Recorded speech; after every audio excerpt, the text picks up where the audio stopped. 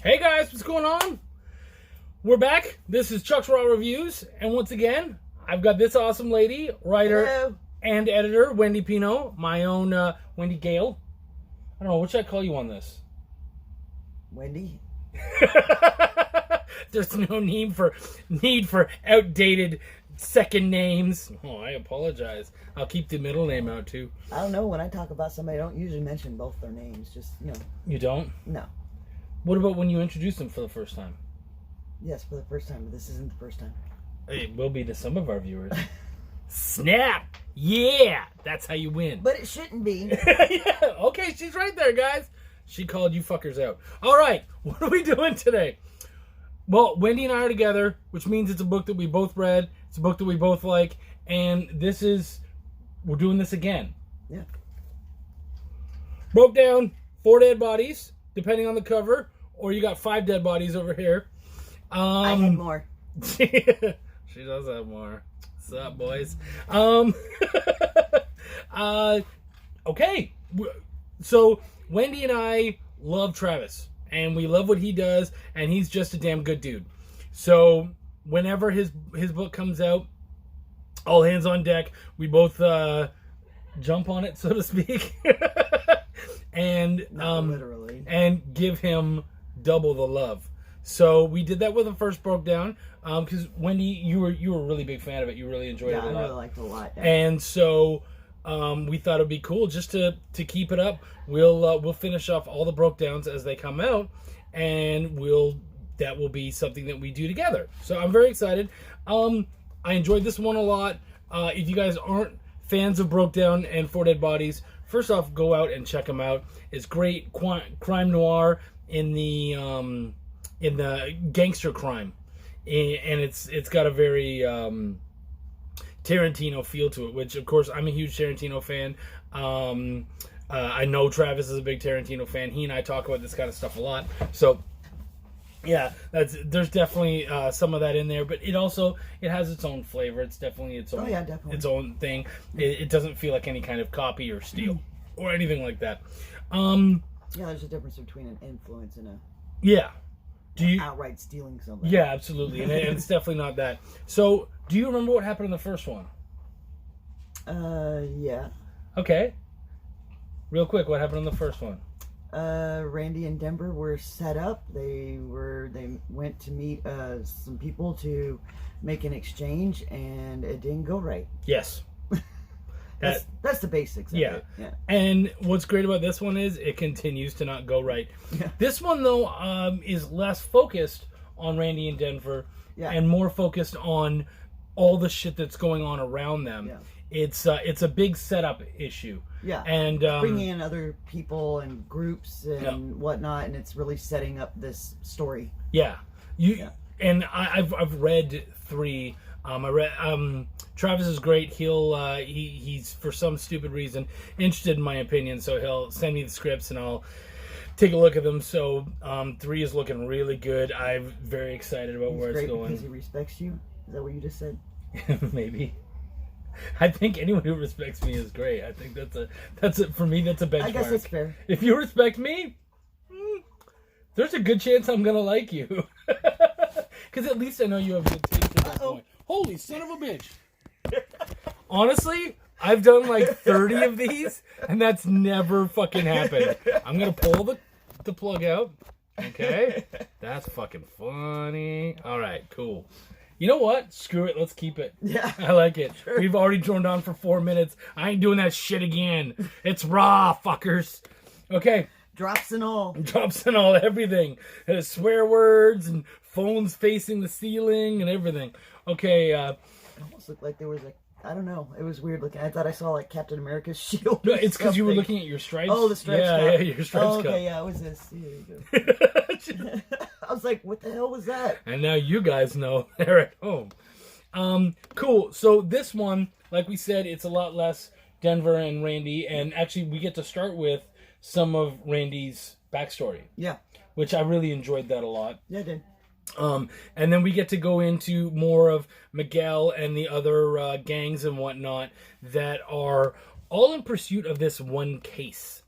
And of course, we still don't know what the case is. We have a better idea of it. I'm not going to give that up here for two reasons. One is because it's in here and I want you to read it and find it out. But for the other, I'm not always 100% sure what I've learned ahead of time and what's actually in the books. So I don't...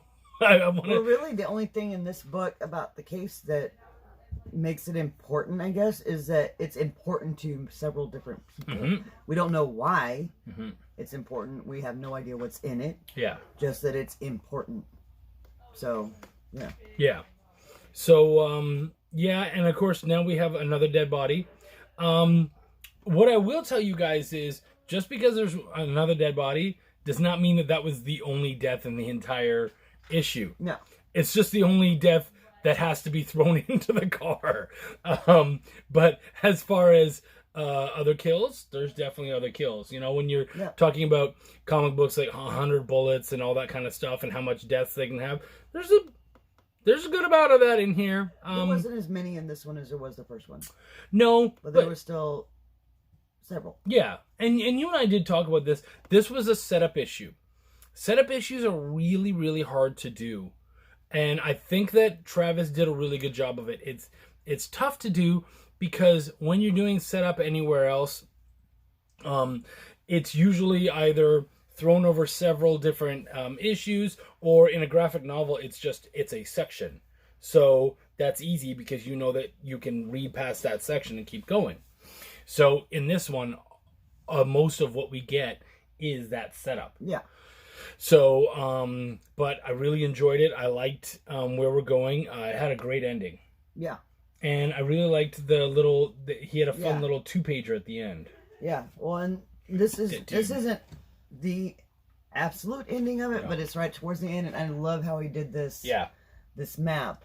That's probably one of the coolest things I've ever seen in a comic book ever. And the conversation between, you have Denver and Randy in the car, and they're driving along this route here, and they're having this little conversation, and it's really funny. And I can imagine, like as many drives as we've been on, it really is like a very kind of realistic conversation that you could see these two having as they're driving, however long it's going to take them to get there. Yeah. And I just thought that was a really cool representation of what they were doing there. Well, also, just to show this off, this actual page, you get to see where they're going. You also have the great shadows and whatnot. What I love about this whole page is this is one splash page, and so often when I'm talking to people that I'm editing, I'm like, why is this important enough for a splash page? Why? And as soon as you looked at that page, you were like, yeah, like it's badass, it's cool. It is something that I've never really seen before. Video games. I've seen it in video games. Video games. Well, and sometimes in TV, like you'll see the map and you'll see the car move down and stuff. We're not quite getting that, but you imagine that in your head. Well, that's where my head went anyways, right away. And really love that. I love that page. I love what he did there. I think it's really cool. And he, even like in his Kickstarters and everything, he really has that broke down feel. Like he loves to play with cars. If you guys have gotten his Kickstarters, he has an air freshener that comes with it, and we have it. It smells really good. It's a good. And it lasted a long time. And now it's just dangling. Like it's done. It's yeah. But you know what? Even up to almost a year later, has it been a year already? It's getting there. Yeah. Yeah. I'd say up until about maybe a month or so ago. Every once in a while, you still get a little whiff of it. And actually, it's done now. But if you put it directly up to your nose, you can still smell some of it. It's not strong. Yeah, it's not emanating. Yeah. But yeah, really cool. Something else I really wanted to show off is there's something in here that you guys just as fans, anyone just reading, wouldn't understand the importance of this. But this is actually very personal. To me, actually to me. So, I was part of a Kickstarter. I was part of a book that funded and then sadly was never made. And that was really difficult. And, the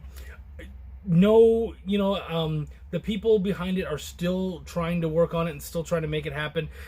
Financial difficulties in life hit you. it's definitely, you know, I'm definitely not calling them out.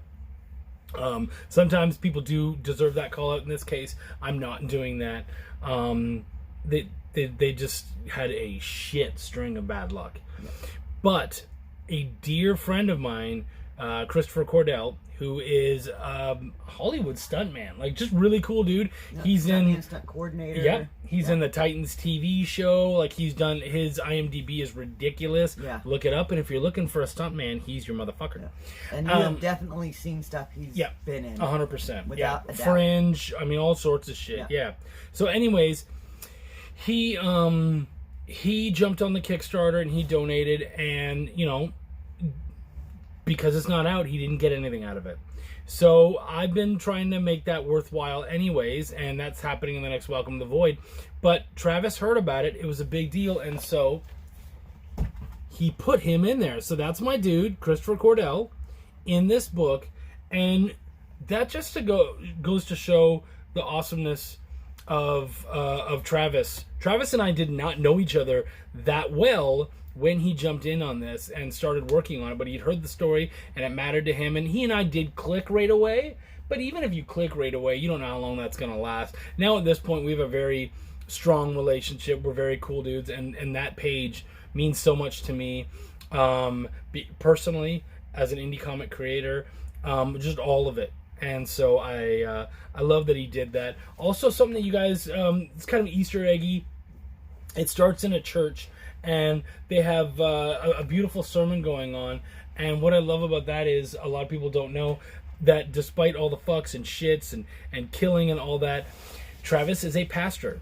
He actually is a pastor that swears, which I think is fucking awesome. And he has very inspirational advice. He does, yeah. And it comes from life experience, which is the best place for it to come from. And he's not preachy, no, which I love. No, not at all. He wants to help. Yeah. And I think he's a good guy. That's the basis of it.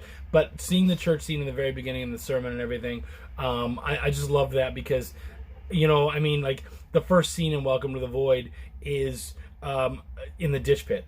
That's you know, I've worked in kitchens all of my adult life, so that's where I jump to. So I love that he, being so affiliated with the church and whatnot, jumped into that right away. So that was something really cool. Did you have any other stuff that you wanted to say about it, or? I don't know. Just in general, I really did enjoy it. I will say overall I didn't enjoy it as much as the first one, but I really loved the first one. But as you said earlier, you know, it's a build-up issue. You know, you're introducing a lot of new people and characters and progressing the story and kind of setting a stage and that kind of thing. So it's a lot of information, but the story's still there. So it definitely was enjoyable. It continued the story on and whatnot. So, I mean, I'm excited for the next one. Yeah. I did want to show off this. We talked about the art a lot the last time because there were so many different covers. But for this one, there wasn't very many. Where did it go? I don't know. Is it in here? It's in here. I'm not sure what you mean. There it is. Okay. So there was 3 different covers. Don't show that, because that's the last bit. Here, let's do this. Okay.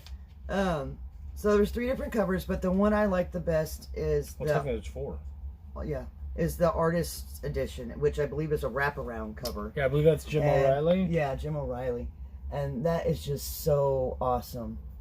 That is an amazing piece of work right there. I mean, it's broke down. There's the other ones. It's broke down in 4 Dead Bodies. It's Travis Gibb. We're not showing you that. So you know that you're gonna get like 50 alt covers. Yeah. So really good. He did it. The covers were awesome. This was my favorite out of the regular covers. That's why I chose this one. Travis was nice enough to send us 2. Yep. So we each get our own copy. I really like that cover a lot, and I want to say that's Carl Moline, but I could be wrong. But I really love that cover. I think he did a great job. However, I love this one because it's got that gangster feel. That I don't know. I feel it gets the feel. This is the same one that did the last one, Felix Navarra. Okay, and he's the interior artist. So yeah, okay. And yours is done by Rich Woodall. Okay.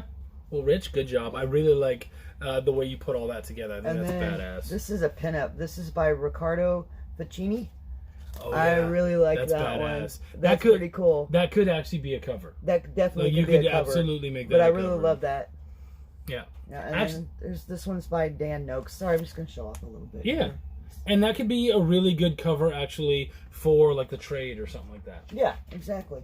But No, this one, that one, that I think that would be a good trade cover.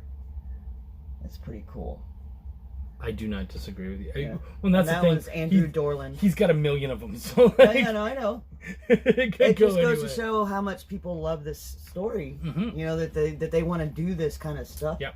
For Jump on it. So and then there's some really amazing stuff attached to it. So Yeah. So all in all, enjoyed it. awesome book. You guys definitely have to pick this up. Obviously, we liked it because we've droned on a lot longer than we usually do. Usually, these videos are like 10 minutes, but we're in at almost 16 minutes. We're going to go above that because I'm going to tell you if you enjoyed this or you want to find out more about them, feel free to hit me up on YouTube or Twitter at Chucky Pin. Or you can, and of course, if you want to find the books, you can go to brokedownandfourdeadbodies.com. Please like and subscribe. Check us out. We got a crap ton of videos.